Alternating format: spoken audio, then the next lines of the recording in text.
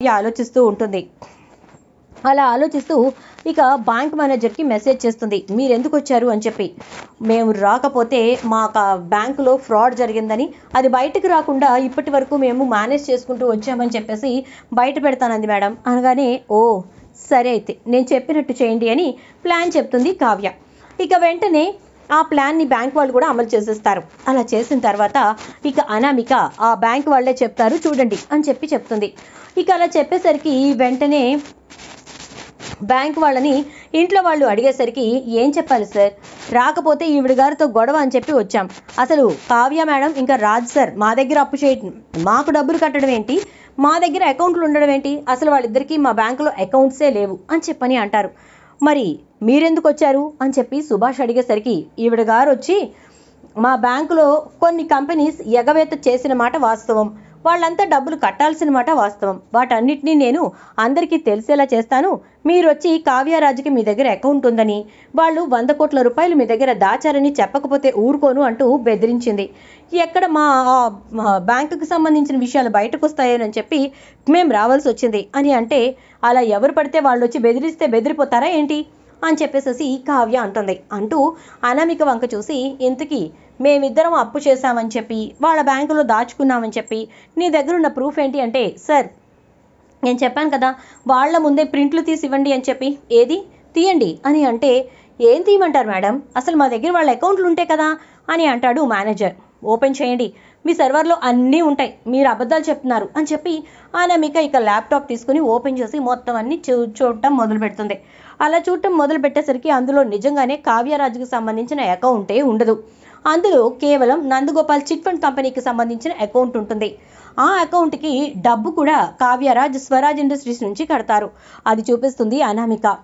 చూపించగానే, అవును స్వరాజ్ ఇండస్ట్రీస్ నుంచి chit fund కంపెనీకి కట్టారు, దాంట్లో తప్పే ఉంది, వాటిల్ని తీసుకొచ్చి వాళ్ళ పర్సనల్ అకౌంట్లో ఏమీ వేసుకోలేదే అని చెప్పేసేసి ఇక సుభాష్ అంటాడు. ఈలోపు కావ్య, ఇది అసలు సంగతి చూసారా చిన్నత్తయ్య, ఏదో ఒక వంక పెట్టుకుని ఈ ఇంటికి వచ్చి ఈ శుభకార్యాన్ని చెడగొట్టాలని చెప్పి కంకణం కట్టుకుంది. ఈవిడ గారికి సపోర్టుగా నా మనవరాలికే కదా బారసాల జరుగుతోంది అనే ఆలోచనకే కూడా లేని ఈ రుద్రాణి గారు తోడయ్యారు. వీళ్ళిద్దరూ కలిసి దుగ్గిరాల ఇంటి పరువు ప్రతిష్టల్ని రోడ్డుకి ఈడ్చాలని చెప్పి కంకణం కట్టుకున్నారు అని చెప్పని అనేసరికి ఇక వెంటనే చాలా కోపంతో, కాదు ఇదంతా అబద్ధం, నేను చెప్తోందే నిజం, 100 కోట్ల రూపాయలు వీళ్ళు అప్పు చేశారు అని చెప్పని అంటే ఇక అందరూ కలిసి అనామికను తిట్టి బయటకు పంపించేస్తారు.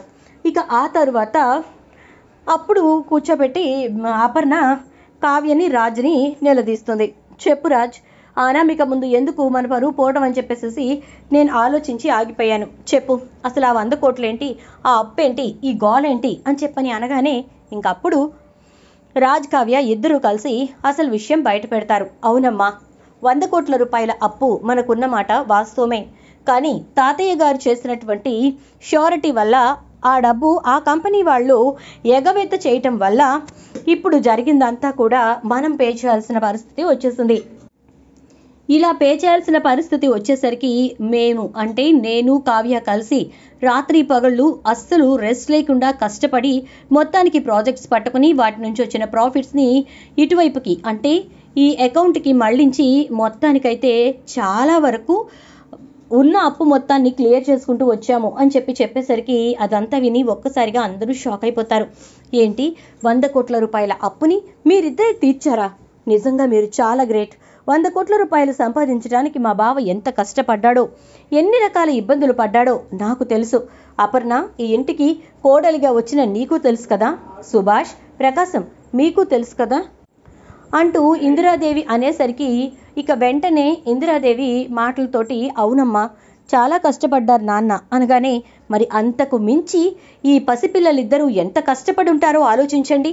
5 నెలల కాలంలో నెలకి 20 కోట్ల రూపాయల చొప్పున అప్పు తీర్చటానికి వాళ్ళు ఎన్ని రకాలుగా శ్రమపడి ఉంటారో ఆలోచించండి. ఇంట్లో వాళ్ళెవ్వరికీ విషయం తెలియనివ్వకుండా కేవలం అదంతా వాళ్లే మోస్తూ ఆ భారాన్ని వాళ్ళ నెత్తిన వేసుకుని వాళ్ళ భుజస్కంధాల మీద ఈ బరువు మొత్తాన్ని పెట్టుకుని మనల్ని తేలికపాటి మాటలతోటి జాగ్రత్త పరుస్తూ ఇంకా మనకి ధైర్యం చెప్తూ ఒక్కొక్క అడుగు ముందుకు వేశారు. అటునుంచి మీ నాన్న అనారోగ్యం, ఇట్నుంచి ఇంట్లో ఈ కైకేయి, ఈ శూర్పణఖ వీళ్ళిద్దరి మాటలు, ఇన్నిటిని దాటుకుంటూ 100 కోట్ల అప్పు తీర్చారంటే మామూలు విషయం కాదు అంటే మరి ఆ ఫామ్ హౌస్ ఎందుకు తాకట్టు పెట్టినట్టు అని చెప్పి అంటుంది ఇక రుద్రాణి. అయితే ఎందుకు తాకట్టు పెట్టామో ఇంకా అర్థం కాలేదా చిన్న రుద్రాణి గారు? ఎందుకంటే అవసరానికే తాకట్టు పెట్టాల్సి వచ్చింది. 1 నెలలో డబ్బులు అడ్జస్ట్ కాలేదు, అందుకోసం 10 కోట్లకు తాకట్టు పెట్టి ఆ డబ్బుని అక్కడ అకౌంట్లో కట్టాము అనగానే మరి ఏదో మీరు పెద్ద కష్టపడిపోయి మొత్తం 100 కోట్లు తీర్చినట్టు మాట్లాడతారేంటి? ఉన్న ఆస్తులకి తీసుకువెళ్ళి తాకట్టు పెట్టే కదా అంటే కేవలం ఆ ఫామ్ హౌస్ మాత్రమే తాకట్లో ఉందత్త, మిగతా ఏది తాకట్లో లేదు. ప్రతిదీ కూడా కావ్య చేసినటువంటి డిజైన్స్ వల్ల, కావ్య వేసిన డిజైన్స్ ఇంకా వచ్చిన ప్రాజెక్ట్స్ వల్ల సాధించడం జరిగింది అని అంటాడు. దాంతో ఇక అపర్ణ రాజుని గట్టిగా హత్తుకుని, ఇంత భారాన్ని నీ మనసులో మోసావా నాన్న అని చెప్పి అంటూ, నువ్వు మోయటమే కాదు ఈ ఇంటికి కోడలుగా వచ్చి సుఖ సంతోషాలు అనుభవించాల్సిన కావ్య కూడా ఈ భారాన్ని మోసేలా చేశావు. కావ్య, నిజంగా నువ్వు చాలా గ్రేట్. అసలు ఈ ఇంటికి సంబంధం లేని నువ్వు ఈ రకంగా కష్టపడటం మామూలు విషయం కాదు అని చెప్పని అంటుంది ఇక అపర్ణ. దాంతో ఎందుకత్తయ్య నన్ను పరాయిదేనం చేసి మాట్లాడతారు? ఇదంతా మనది, బాధ్యత నాకు తాతయ్య గారు అప్పచెప్పారు. ఆ బాధ్యతని సంపూర్తిగా నెరవేర్చాల్సినటువంటి పని నాది, కాబట్టే దాన్ని నెరవేర్చాను. ఇందులో మీ అబ్బాయికి నేను తోడుగా నిలబడ్డాన్ని తప్ప నా గొప్పతనం ఏమీ లేదు అంటే ఎంతసేపు మొగుడిని నెత్తిన పెట్టుకోవడమే తప్ప ఏ గొప్ప నువ్వు తీసుకున్నావు కనుక ఈరోజు నువ్వు రాజుని కాకుండా కిరీటాన్ని నువ్వు మోస్తావు అనుకోవడానికి అని చెప్పి అంటుంది ఇందిరాదేవి. ఈలోపు ధాన్యలక్ష్మి వచ్చి అత్తయ్య గారు అని చెప్పని అంటుంది. ఏంటమ్మా చెప్పు అనగానే, ఇదంతా నాకు తెలియక అని చెప్పని అంటే, ఎవరికీ తెలియకే జరిగిందమ్మా, తెలిసి మాత్రం మనం చేసేదేముంది? కేవలం వాళ్ళు చెప్పింది విని అదే నిజమని నమ్మి మొత్తానికి వాళ్ళని మాటలన్నారు.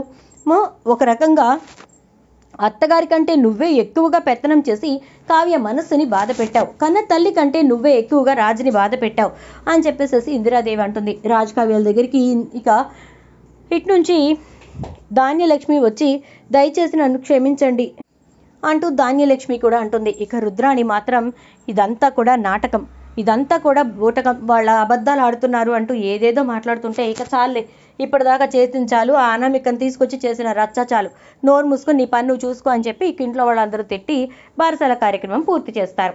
చూద్దాం మరి రాబోయే ఎపిసోడ్స్లో ఏం జరుగుతుందో. వీడియో నచ్చితే లైక్ అయితే చేసి వీడియోని షేర్ చేసేయండి. అలాగే ఛానల్ని మీరు ఇప్పుడే చూసినట్లయితే సబ్స్క్రైబ్ చేసుకోండి. పక్కనే ఉన్న బెల్ ఐకాన్లో ఆల్ ట్యాప్ చేయడం ద్వారా ఫర్దర్గా మేము పెట్టే ప్రతి వీడియోని మీరే ముందుగా చూడవచ్చు.